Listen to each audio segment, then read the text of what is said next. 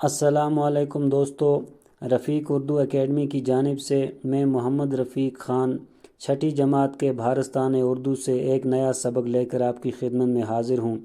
آج کا ہمارا سبق ہے ہمارے سرسبز جنگل۔ اگر آپ میرے چینل پر نئے ہیں تو آپ سے گزارش ہے کہ چینل کو سبسکرائب کریں تاکہ آئندہ آنے والے اسباق بھی آپ کو مل سکیں۔ تو چلیے شروع کرتے ہیں آج کا سبق۔ بچوں، یہ تو آپ جانتے ہیں کہ ہمارے جموں و کشمیر میں مختلف قسم کے جنگل پائے جاتے ہیں۔ یعنی آپ جانتے ہیں کہ ہمارا جو جموں کشمیر یوٹی ہے، اس میں مختلف قسم کے الگ الگ قسم کے جنگل پائے جاتے ہیں۔ جنگل کی اہمیت اور افادیت سے کسی کو بھی انکار نہیں ہو سکتا۔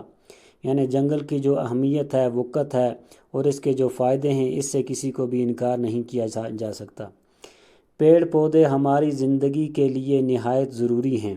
زندگی کی اہم ضروریات مثلاً خوراک، پانی اور ہوا کا جنگلات سے گہرا تعلق ہے۔ یعنی پیڑ پودے ہماری زندگی کے لیے بہت ہی ضروری ہیں، اور زندگی کی جو کافی ساری ضروریات انہی سے پوری ہوتی ہیں، جیسے کہ خوراک ہے، پانی ہے، ہوا ہے، تو یہ سب انہی سے حاصل ہوتا ہے۔ درخت تازہ ہوا مہیا کرتے ہیں اور ماحول کو آلودگی سے بچاتے ہیں۔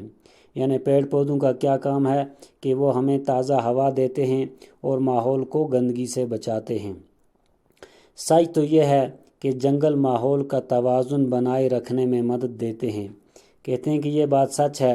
اصل بات تو یہی ہے کہ جو ماحول کا توازن ہے، یعنی ایک وزن برقرار رکھا ہوا ہے، یہ اسی لیے ہے کہ جب پیڑ پودے ہیں۔ کیا آپ کو معلوم ہے کہ ایک سرسبز درخت روزانہ اوسطاً 3 کلو آکسیجن چھوڑتا ہے؟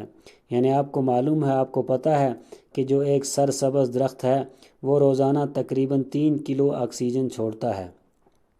انسان غذا کے بغیر 40 سے 60 دن تک زندہ رہ سکتا ہے، مگر آکسیجن کے بغیر وہ 2-2.5 منٹ سے زیادہ تک زندہ نہیں رہ سکتا۔ یعنی اگر انسان کھانے پینے کے بغیر رہے تو 40 سے 60 دن تک رہ سکتا ہے، لیکن آکسیجن کے بغیر وہ 2-2.5 منٹ سے زیادہ زندہ نہیں رہ پائے گا۔ سرسبز پیڑ پودے کرۂ ہوا میں آکسیجن متواتر فراہم کر کے اسے صاف اور خالص بناتے ہیں۔ یعنی یہ جو سرسبز پیڑ پودے ہیں، یہ کرۂ ہوا میں آکسیجن لگاتار فراہم کرتے ہیں اور اسے صاف اور خالص بناتے ہیں۔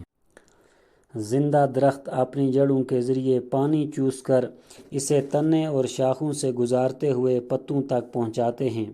یہ جو زندہ درخت ہیں، سرسبز درخت ہیں، یہ جڑوں کے ذریعے پانی زمین سے چوس کر تنے اور شاخوں سے گزارتے ہوئے پتوں تک پہنچاتے ہیں، جہاں سے یہ زیادہ تر خارج ہو کر کرۂ ہوا میں مل جاتا ہے، اور پھر زیادہ تر یہ پانی پتوں سے خارج ہو کر کرۂ ہوا میں مل جاتا ہے۔ ٹرانسپائریشن سے خارج شدہ بخارات ہوا کی نمی میں اضافہ کر کے بارشیں اور برف برسانے میں مدد دیتے ہیں۔ پھر ٹرانسپائریشن سے یہ جو بخارات ہیں، یہ ہوا میں جا کر ہوا میں نمی پیدا کرتے ہیں اور بارشیں اور برف برسانے میں مدد دیتے ہیں۔ جنگل میں پیڑ پودوں کے گھنے جھنڈ ہوا کی رفتار کو کافی حد تک کم کرتے ہیں۔ یہ جو گھنے پیڑ جنگل میں ہیں، ان سے ہوا کی رفتار کافی حد تک کم ہو جاتی ہے۔ جنگل کے فرش پر آندھی کی رفتار 2 سے 3 کلومیٹر فی گھنٹہ سے کبھی بھی تجاوز نہیں کرنی چاہیے۔ یعنی جنگل کا یہ جو فرش ہے، نیچے کی زمین ہے، وہاں آندھی کی رفتار 2 سے 3 کلومیٹر ہی ہونی چاہیے، اس سے زیادہ نہیں بڑھنی چاہیے۔ پیڑوں کے اوپر سے آندھی کی رفتار کتنی ہی زیادہ ہو، یعنی اوپر سے جتنی بھی رفتار زیادہ ہو لیکن نیچے کم ہونی چاہیے۔ پیڑ پودے دھول کے طوفان کو روکتے ہیں۔ یعنی پیڑ پودے یہ جو دھول کا طوفان ہے، اس کو روکتے ہیں۔ شور کی کثافت کو بھی کافی حد تک کم کرتے ہیں۔ جو شور ہے، نوائز پولوشن ہے، اس کی گندگی کو بھی کافی حد تک کم کرتے ہیں۔ اگر جنگل نہ ہوتے تو ہم طرح طرح کے موسموں سے لطف اندوز نہیں ہوتے اور ان کی رنگا رنگی سے محروم رہتے۔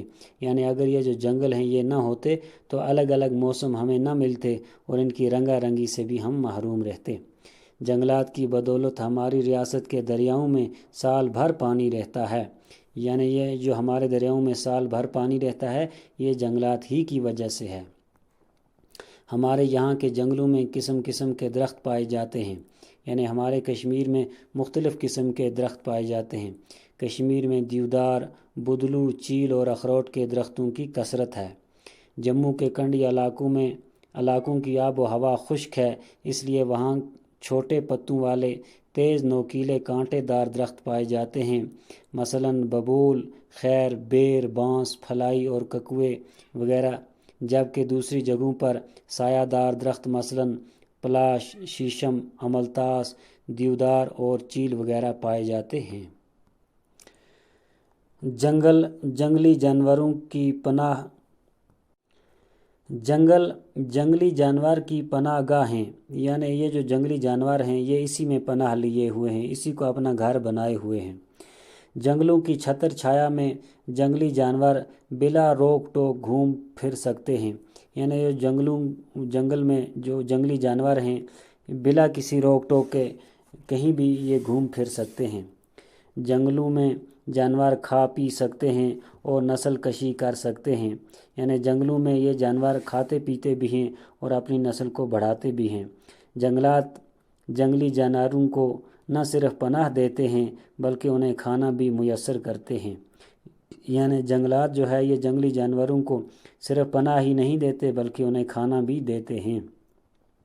ہمارے جنگلوں میں انواع و اقسام کے پرندے اور جانور پائے جاتے ہیں، یعنی ہمارے جنگلوں میں مختلف قسم کے پرندے اور جانور پائے جاتے ہیں۔